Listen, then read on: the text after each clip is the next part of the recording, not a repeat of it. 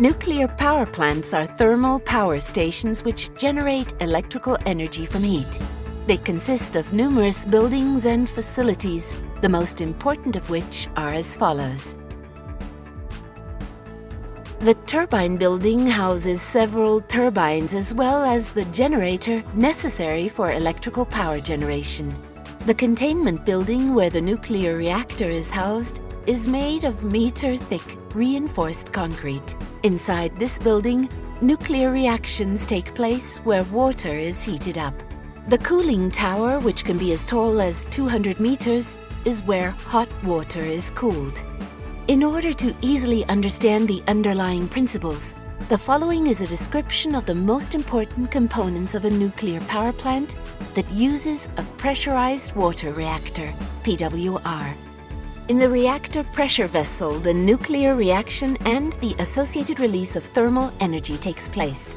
In a pressurized water reactor, as in this case, the reactor pressure vessel stands about 12 meters tall. The walls are about 25 centimeters thick. Inside is where the fuel assemblies can be found.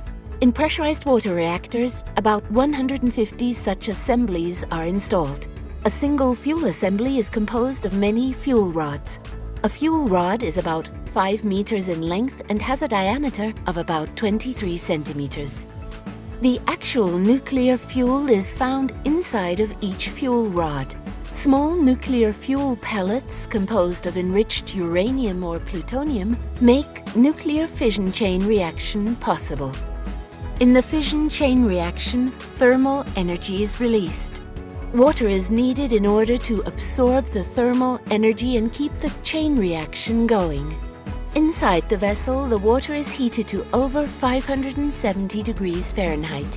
The water does not boil, however, since the pressurizer maintains the water pressure constant at around 160 bars.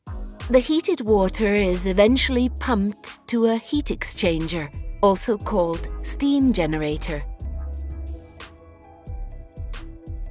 These are typically in the form of a shell and tube heat exchanger. Hot water flows through the U-tubes, heating up the metal of the pipes so that any water inside the heat exchanger begins to boil.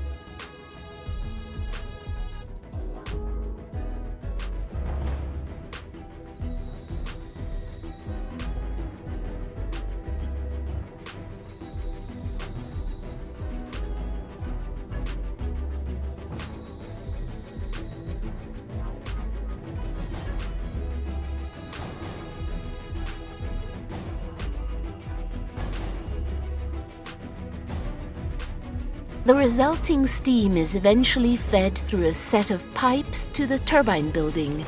The steam first drives a high-pressure turbine and then is typically fed to 2 low-pressure turbines.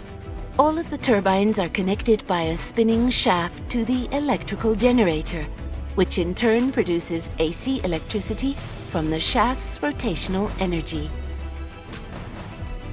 The steam is converted again into liquid form in a condenser, and then returned back to the steam generator. The water needed for this often comes from an adjacent river, or is cooled in a cooling tower. The water circulation systems are always kept separate from one another. Water in the primary circulation system never leaves the containment building. This water is radioactive, since it has been in direct contact with the fuel rods.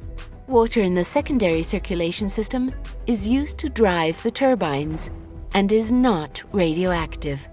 The cooling circulation system provides cool water and is used to